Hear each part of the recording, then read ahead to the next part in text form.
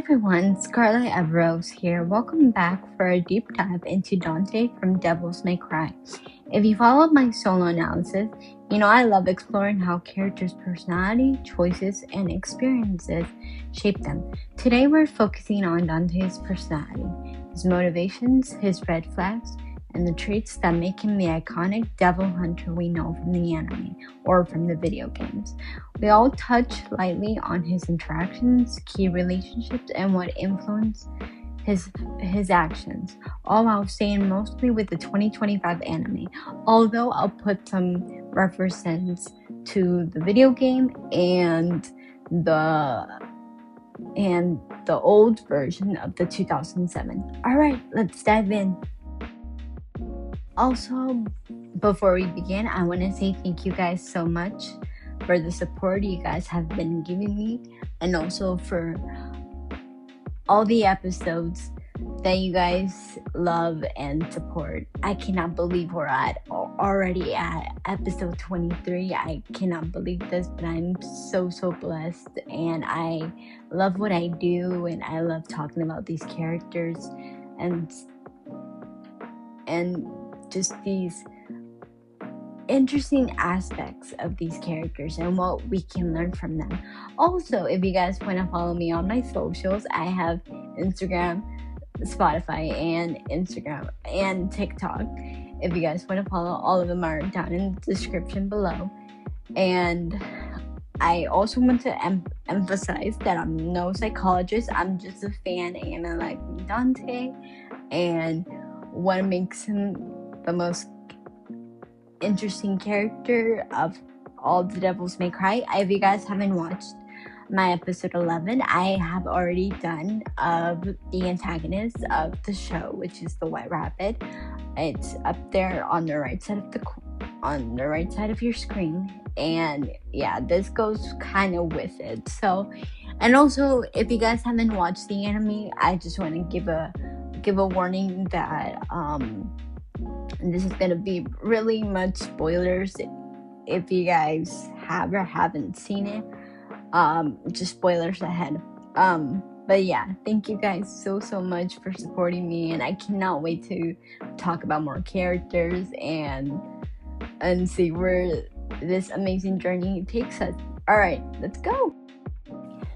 Alright, let's start with Dante, the Hellraiser. Let's start with Dante in the anime. Confident, cocky, and often teasing those around him. He's playful but also lethal when he's fighting demons. Red flags: overconfidence, occasional recklessness behavior, and tendency to taunt enemies and friends alike. Green flags: courage, loyalty, and a deep sense of justice.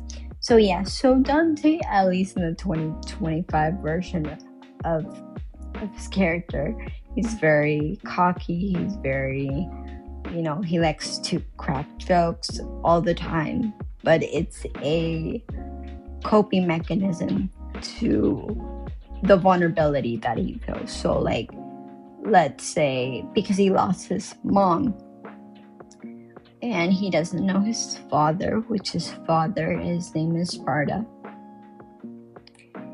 and he thinks his twin brother, Vergil, which I'm thinking of probably doing his brother next, for maybe episode 24. I'm not sure yet. Or maybe as a versus with Dante. You guys let me know down in the comments down below. But anyway, at least in the 2025 version, he cracks jokes and stuff. But in the 2007 version, though, he's very laid back.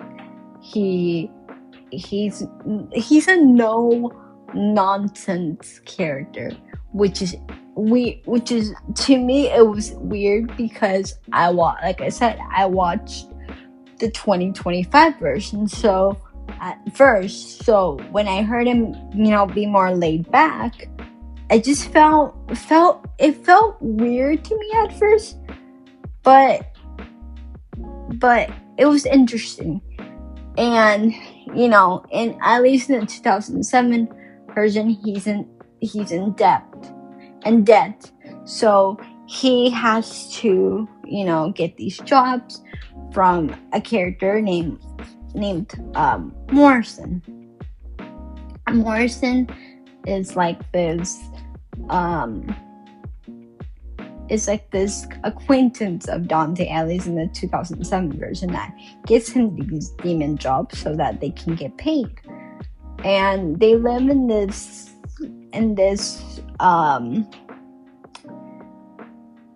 I don't know what you call it, but it's kind of like a basement, I want to say.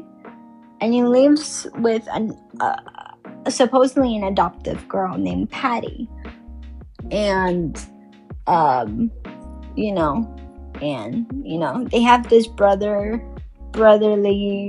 and sisterly vibe. They don't get along almost all the time, but they do care about each other. But going back to the 2025 version, Morrison is not there, neither is Patsy in there. It's just Enzo, this other character named Lady, the White Rabbit, and all these other different characters. And Enzo, it's kind of like Morrison, but think of it like that one friend that you go out partying with. Yeah, that type of quote unquote friend. And same thing that Morrison did in the 2007 version. Enzo does the same thing with Dante. They're not, I don't think they're in debt because, from what I remember with the 2025 version, is that Dante lives in an apartment. In the 2007, they live in a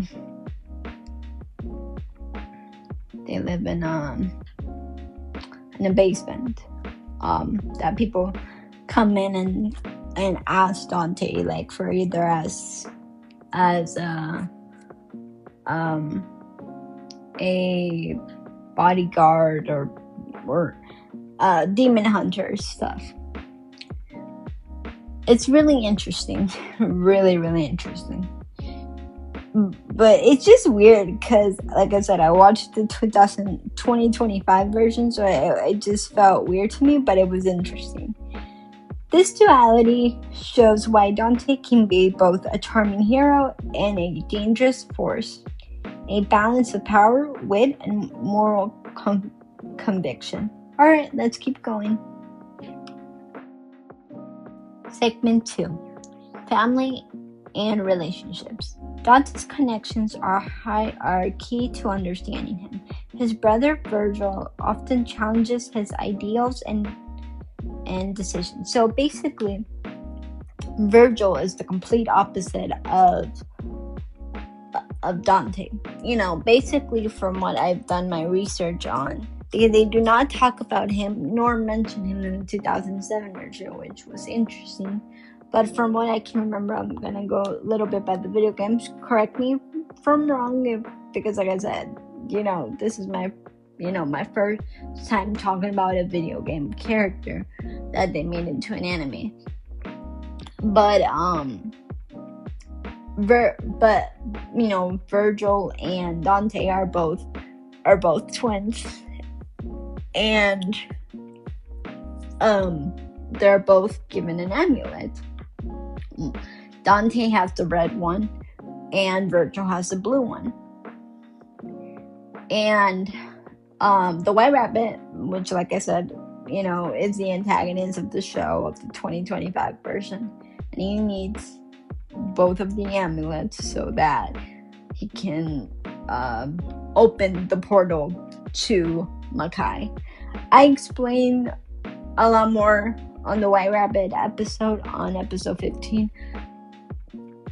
But my point is that Vergil is complete opposite of Dante because he survives. Because basically what happens is that, I think, correct me if I'm wrong though, is that they get attacked when they were kids,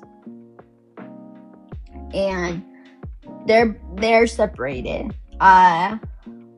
Vergil lives in the demon world, and Dante lives in the human world. So Dante gets, Dante is I forgot to mention this.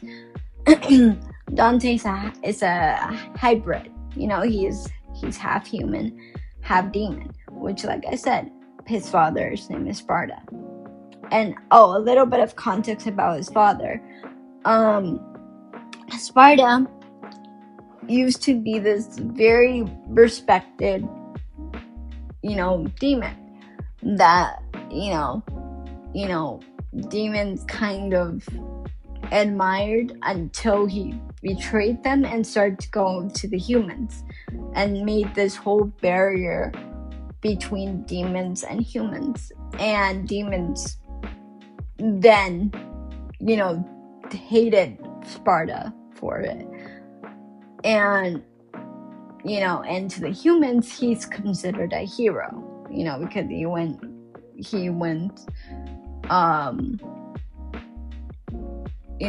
with the humans instead of, being with the demons. And my personal opinion, I think he married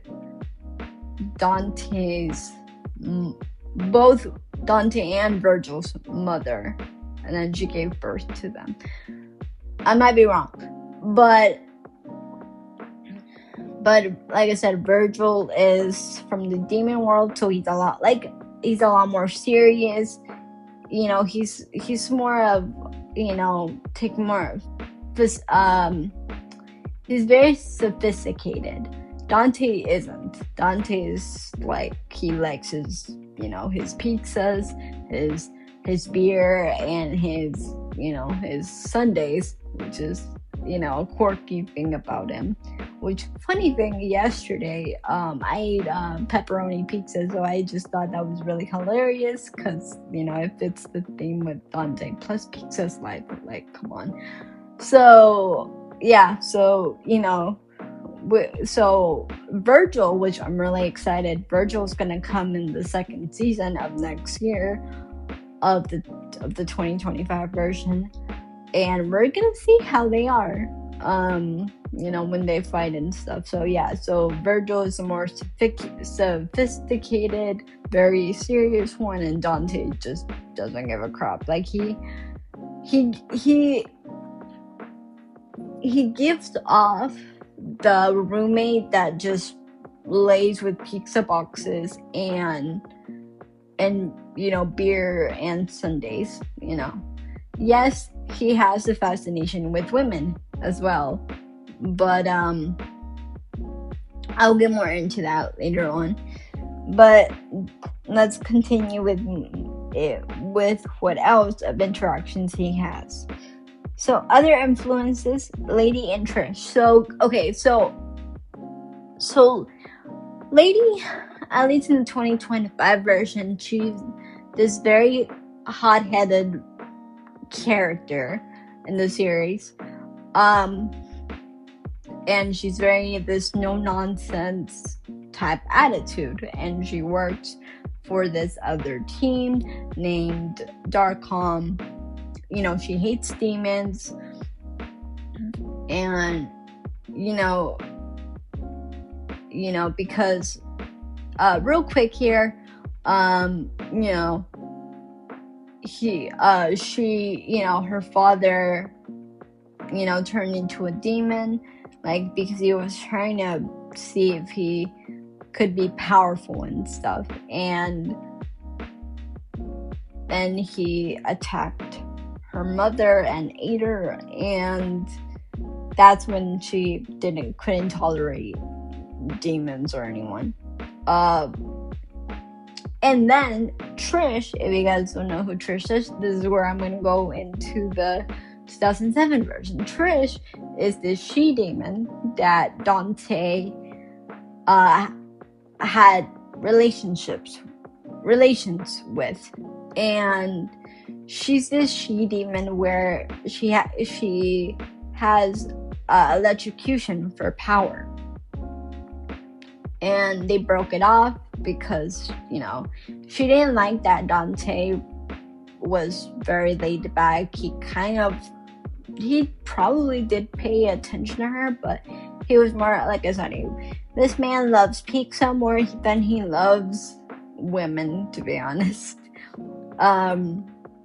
You know, he has this I don't care attitude, so that's why him and Trish didn't get along. But she's not in the 2025, at least in season 1. I think we'll probably see her in season 2. She's very badass. Both his Mary, which quick thing about Mary, at least in the 2007 version, she's very more laid back. In the 2007 version, she's more laid back, and she's a lot more flirty, which was interesting.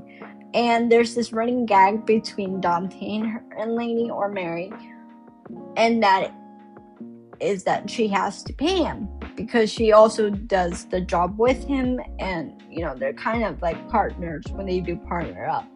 So she's always waiting for him to pay her, at least in the 2007 version, which is hilarious. Let's see. Mundus, another demon, forces him to adapt, fight strategically, and sometimes cross moral lines. So basically, at least in the 2025 version, at first he thinks he's human. He knows he has super abilities, but he doesn't want to admit that he's a hybrid. So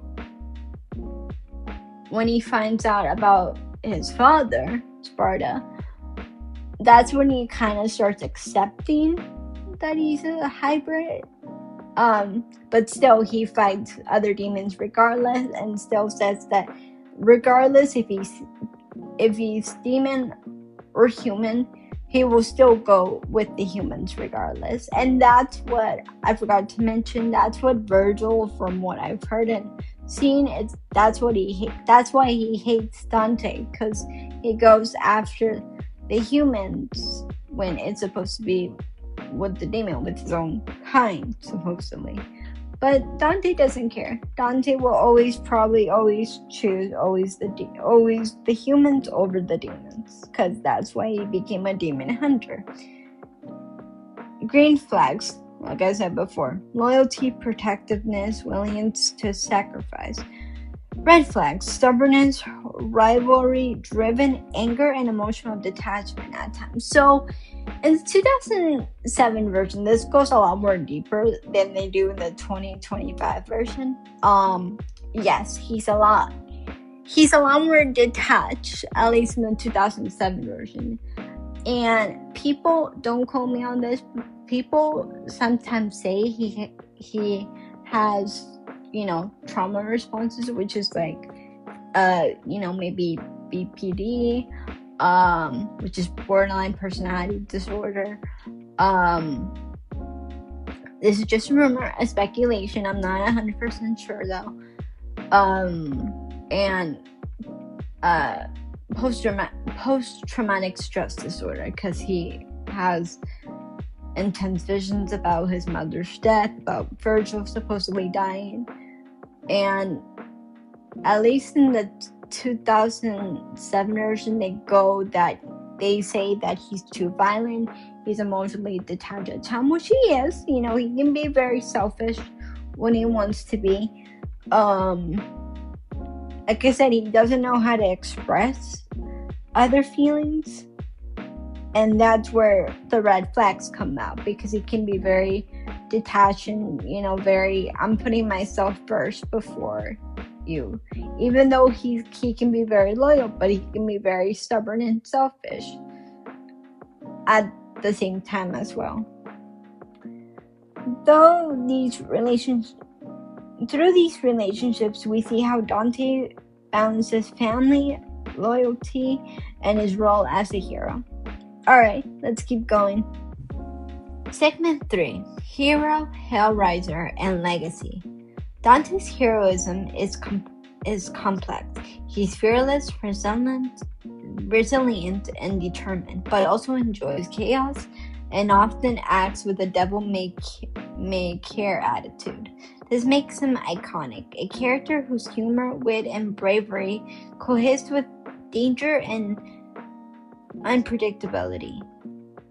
He also has types of red flags: brashness, occasional overconfidence, and emotional welts.